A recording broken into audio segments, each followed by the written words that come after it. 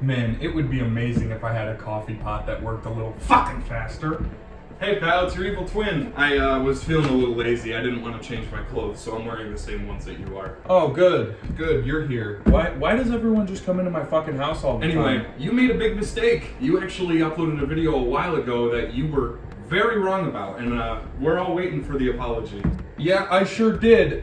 Look, can we not talk about this? I'm in the middle of making coffee. It's taking forever for some reason, and I'd really like to just be left alone. Okay? Oh, you don't remember? Okay, well, you actually made a video talking about Dying Light 2 where you said that it was a bad game and that it sucked. Hey, that's really interesting. I don't care. I'm trying to have my coffee, so please just stop for 2 seconds. Yeah, I couldn't help but notice that your hours in Dying Light 2 have increased recently. Why is that? You said it was a bad game, and yet here you are playing it. Isn't that a little funny? I find that to be really funny. Okay, you know what? Alright, fine. Look, I made a mistake a little while ago. I played Dying Light 2. I said it was a bad game. Turns out it's not, alright? Are you happy? This asshole's not gonna leave me alone, so I guess enjoy the rest of the video. I'll try to talk about it while I wait for this fucking shit to finish. So anyway... Let me start this off with a simple question. Who doesn't embarrass themselves every now and again with an overblown theatric opinion that stretches into an almost 30-minute long whine session? I'll tell you something though. There are still a few things that bug me when it comes to discussing the Techland sequel to a beloved zombie game that I covered a while ago, Dying Light 2, Stay Human Reloaded Enhanced Deluxe Double Cheeseburger Edition. This game isn't perfect, and you're not going to hear me singing it to the high heavens. However, I didn't give it the credit it deserved. Look, I'll just come out and say it. I was a whiny bitch back then. I complained too much about the bland story and I let the narrative drown me in a pit of despair.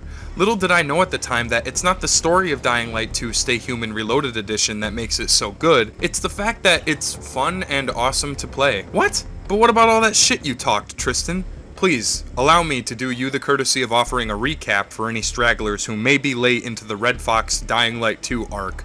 So here goes nothing. Long ago, when I asked the question, is Dying Light 2 actually bad, I looked far too deep into its insecurities. Like a high school bully suddenly remembering an insult to a classmate years later, I'm finally coming forward to tell you straight. Dying Light 2 Stay Human Reloaded Edition is addicting.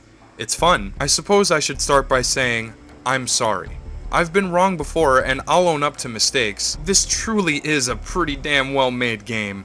To break it down, I'm going to go over different subject matters involving story, flaws, positives, negatives, and what have you. But if it's alright, I'd like to start off with my compliments towards the sequel and go from there. Okay, let's do it. Dying Light 2 has some of the best parkour mechanics I've ever seen in a video game. This is something I said in my previous video, but I didn't give it enough credit. It's a much nicer and smoother experience as compared to the first game. Aiden's animations are fluent and satisfying to see with a detailed first-person view model, not to mention the hundreds of different ways you can navigate all of the buildings within the apocalyptic city ruins. Individual rooms contain a lot of loot and offer some challenge by planting some zombies in there, but it's because of a pretty cool upgrade system that you can pull off some really great moves on these fuckers. Stealth killing is kind of broken only because you can spam a quick knife attack on multiple enemies so long as you stay behind them. The others won't be alerted. It makes for an easy strategy when trying to clear out a large room. Although the physical combat itself is still really awesome, the details with the brutality are outmatched in my opinion. It feels and looks like I'm bashing the skulls in of the undead, and it's far more disturbing when you fight humans too. The bandits are so much fun to scuffle with. 9 times out of 10 I got my ass handed to me, but they drop great resources and spare parts for crafting. You can sometimes find them guarding a body or locked chest with decent loot. Utilizing Dying Light 2's amazing upgrade system, as I said before, you can fling the humans around just as much as the zombies. You get to combine all sorts of really unique combo moves, and I was really surprised to discover you can perform executions. Holy fuck!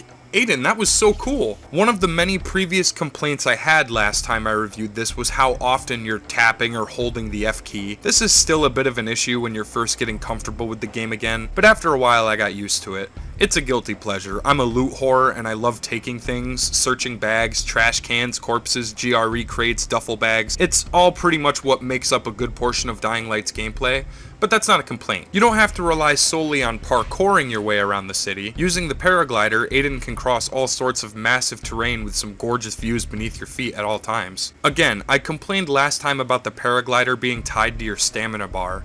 I take that back. It makes sense that your stamina would drain. It's not like paragliding could be completed without breaking a sweat. Plus, it would be a bit broken if you could fly forever. But you can fly to all other sorts of places. The world is massive, and though at times it might not seem like there's much to do, you just have to keep an eye out for the fun missions and the rare interactive moments where you're riding around and you see a group of bandits that you want to fuck up. Stuff like that is just fun to me.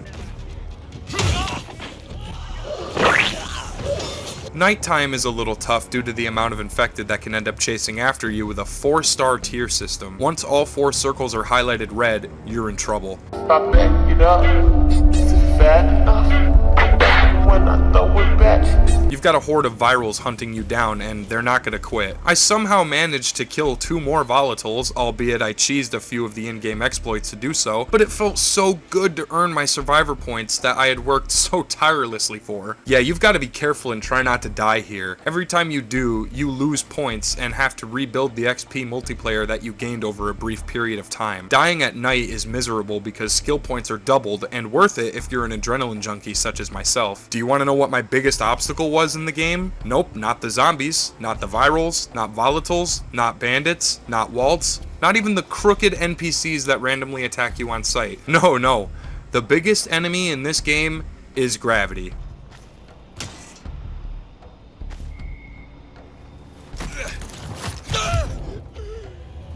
Do you know how long I spent jumping off of buildings and either forgetting I have the paraglider or hitting the Z key and the paraglider just didn't work? Or if I'm doing some parkour to get to a vantage point, it isn't always clear where you can or can't go, so I'll end up looking like a fucking barnacle head as I plunge poor Aiden off the ledge to his death. You can use vehicles and garbage piles to land safely from any height, but they're not always a guarantee. In my opinion, relying on the paraglider is key if you want to slow your descent, or at least try to. Look for those ground vents that have massive airflow. They'll recharge your stamina and lift the paraglider away from the ground in a hurry. Things like this, they're really cool, and I didn't appreciate them last time I talked about this game. Look, I know, the game has plenty of flaws, and some of them still do stand out. So let me focus on some of them real quick. That way you guys don't want to rip my fucking caveman head off by the end of this ridiculously long editorial. Speaking of flaws, I made a fatal error in my last review of the game.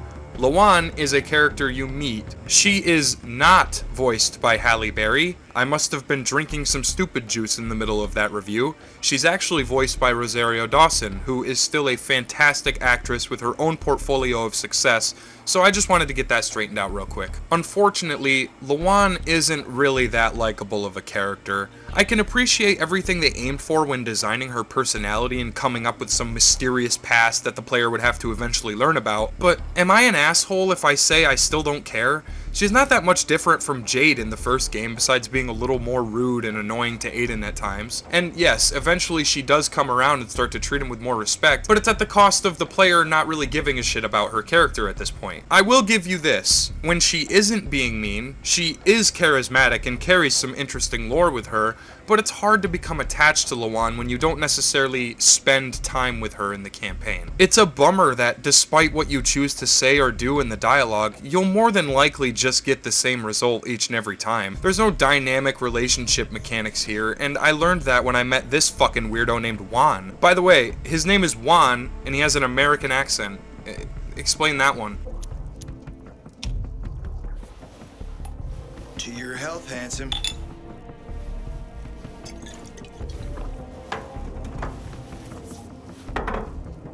What can I say? You broke down my defenses. He works for the Peacekeepers, but he wants to disobey a direct order from Jackmat by stealing the UV lamps they need for the infected. However, choosing to side with him doesn't actually change the course of the story, and you never feel any sort of new benefit. Unfortunately, there's a lot of moments like this, and it makes for a bit of an uninspired feeling. I wish the characters were animated in ways that portray the voice acting. Sometimes you'll meet an NPC who's fucking yelling at you, but they keep a poker face like you wouldn't believe. Everyone is either suffering from blank stare disease or stuck angry face syndrome. How come they couldn't just animate their facial features a little better? LA Noire was released on the Xbox 360 and had some of the most realistic facial tracking and animation to this day. Good night. Did I ask the wrong question? That's the beauty of this game, Pilgrim. Sooner or later, you get to the wrong question. All right. Let's get the codes. I'm working on a lead in a military zone of muddy ground.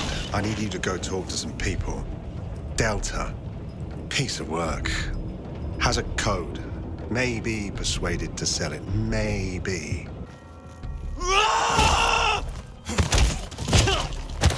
Go on. Kill me. Just tell my son I died like a warrior. What are you talking about? Kill me. She sent you to do it, so do it. I have no idea what that's supposed to mean. I have a job for you. But you interrupted our meal. State your purpose in one sentence, then please make yourself scarce. Oh, you know perfectly well why I'm here. The UV lamps. Meyer says you owe the Peacekeepers a delivery. And you think your barking will make an impression on me? The lummox-in-chief Jack thinks he can send his terrier, and everyone will wet themselves in terror. But what can I expect? But that's besides the point. You came here to listen to me compliment the game once and for all, and by Jove, I plan on it.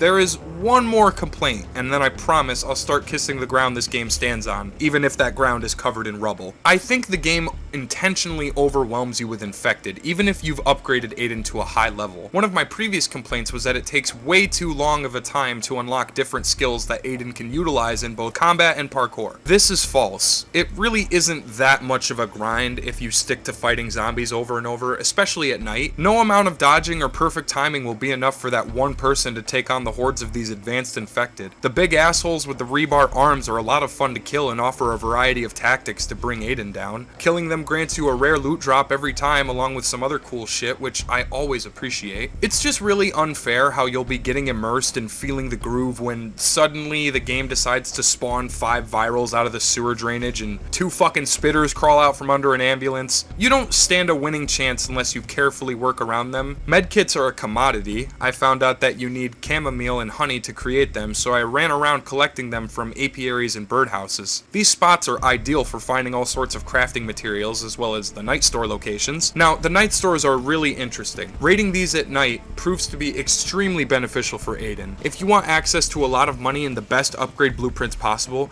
then I recommend you raid night stores. They have anything from craftables, resources, treasure, inhibitors, all that good gunk. If you try to enter these places during the day, you might as well be wearing a fresh fucking smoked meat necklace. Volatiles own the night stores during the day, and I wouldn't even attempt to fight them in such a claustrophobic space. In my opinion, after playing this for so long, volatiles are actually a lot easier in this game than they were in the first. And again, I'm correcting this from my previous review. They can go down so long as you're being careful and usually only fighting one at a time. Any more than that and you're screwed. But using the upgrades and the rare looted weapons I found, I've easily killed up to I don't know, like 4 or 5, I don't fucking know. It's a number I'm proud of though. Dying Light's monumental achievement in the gaming space was its terrifying nighttime gameplay, and I'd be lying if I said I didn't get hairs dancing on my neck whenever I instigated a level 3 or 4 chase. That shit is unbeatable in reality. There's no way I'd ever survive some crazy shit like this. I'd have better luck living underneath a fucking ladder with a black cat in my lap. Anyway, I was wrong about the night stuff too. It is really well done in the sequel, especially when you're trying to get the infected to run after you. I didn't encounter too many glitches, just a few small bugs here and there that kind of bugged me, like loot in the environment not being able to get picked up, or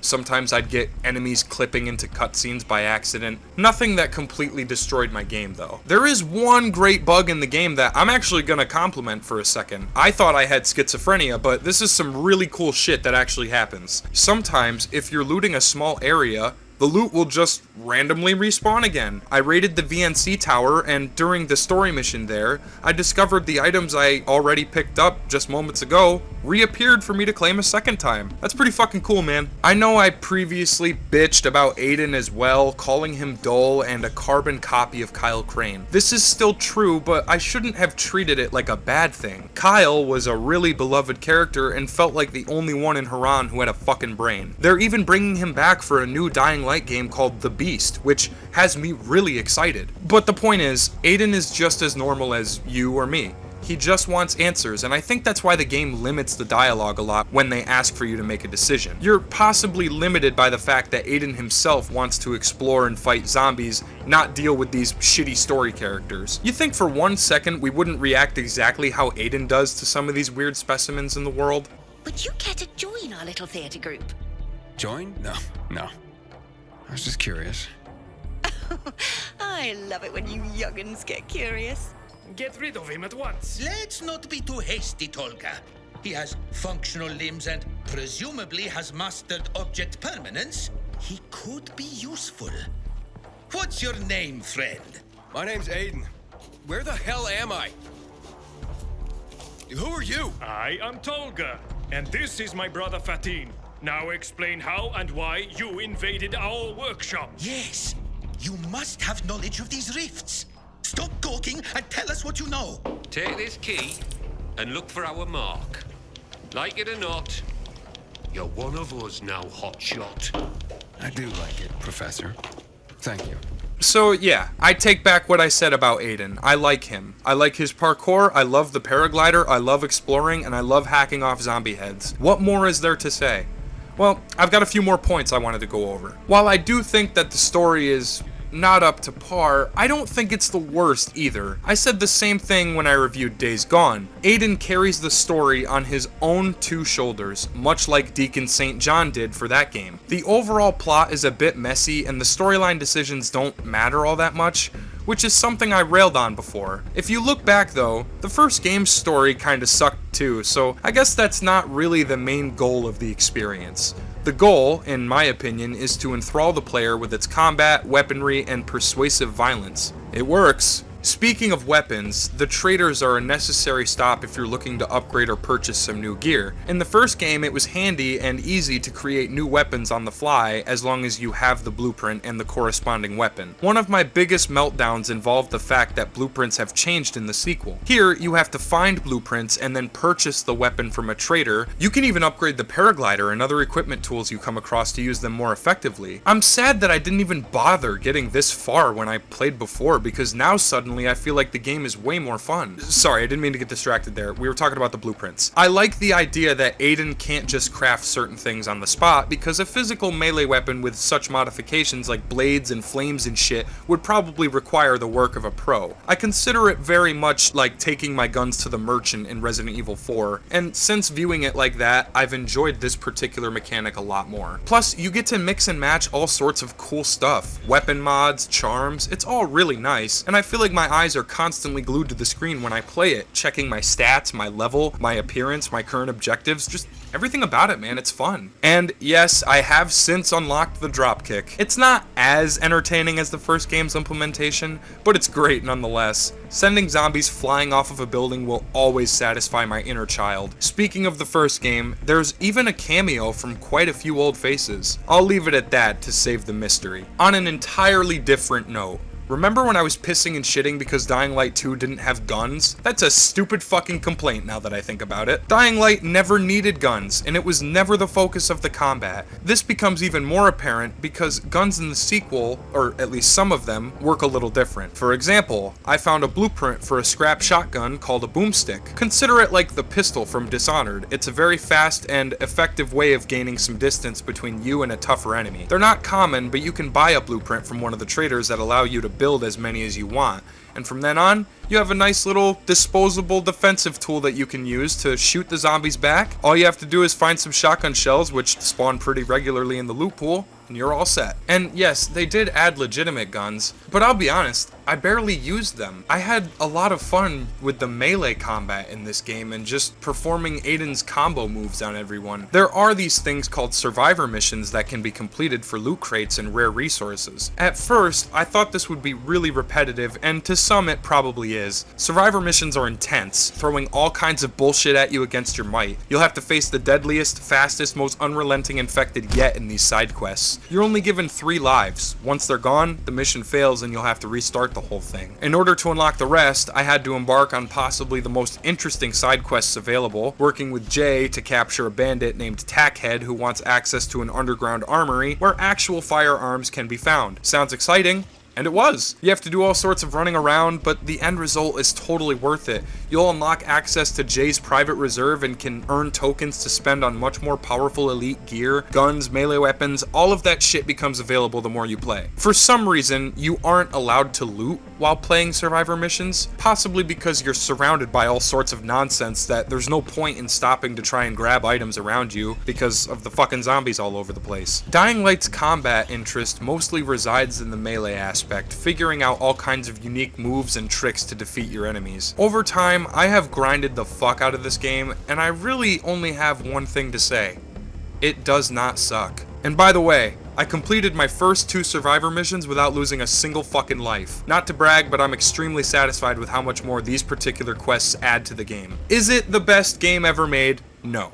But when you really take a step back and admire the view, you realize maybe it would make an excellent painting. And the developers have done their justice by producing nothing but banger content since the game came out, most of it available for free to everyone who owns the game. I should have given it a lot more time, and I definitely am more willing to be patient when I review games from now on, thanks to this one in particular. It just goes to show that you really shouldn't call something entirely shit just because you didn't understand it at first. After all, cavemen didn't think that fire was stupid after they got burnt by it. They learned and adapted and ended up cooking sausages and bratwurst. Dying Light 2 isn't a terrible game.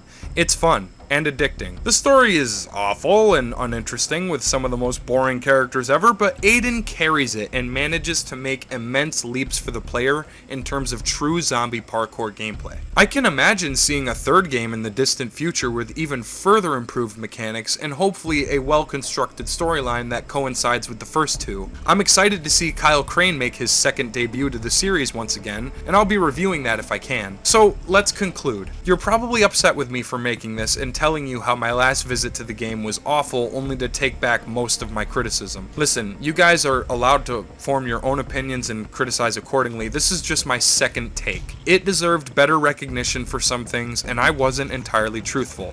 That won't happen anymore. For now, whether you hate it or love it, Dying Light 2 is here to stay. I plan on playing it to completion and hopefully enjoying it on my next 10 playthroughs just like the first Dying Light. It's a good, flawed game that shouldn't be shat on this much, especially with all it has to offer. So, there you go. I was wrong. Yeah, you see? It's actually a pretty good game. You just don't know how to appreciate the little things.